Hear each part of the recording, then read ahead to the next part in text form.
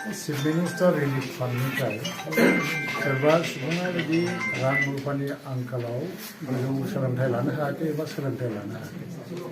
एबा सोरबा गोरिब मानसिफ्रा रां रुफानि आंखालाव मोजां रोखोम सिकित्सा लानो हायाखै बेखौ मिनिमाम मोनसे एमाउन्ट होनानै मदद होनानै चिफ मिनिस्टार रिलिफ फान्डनिफ्राय रां होनाय जायो दिनै आङो 43सा फरायसाफोर जायफ्रानाखि हायार एजुकेशननि थाखाय बिसोरनो रांनि मदद नांगौ जादोंमोन आरो माखासे बेमारि सुबुंफोर बिथांमोननो चेक लाबोदों आरो चेकखौ रानना होनाय जादों आरो बियो केस नायै केस जों एमाउन्टखौ थिक खालामो सोरबा हायार एजुकेशन बाहेरायाव फरायहैदों एमटेक फरायदों एमएससि फरायदों बिसोरनो जोङो 10,000 खरि होदों आरो सोरनोबा बेमारिनोबो 10,000 खरि होदों सोरनोबा 7,000 8,000 बे केसखौ नायै नायै जोंनो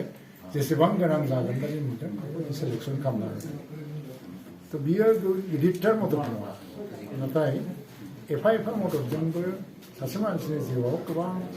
मदद जानो हायो बेखौनो नेनानै जोंनि चिफ मिनिस्टार माननीय डक्टर हिमन्त बिश्व शर्माया गावनि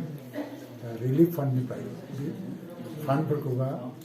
रां मददखौ होनो थाखाय जोंनो जिहेतु मोनसे सुबिदा होदों तो बेबायदि जोङो फरायसाफोर आरो बेमार जानाय गोरिब दुखियानि न'खरनि फरायसाफोर आरो बेमार जानाय सुबुंफोरनो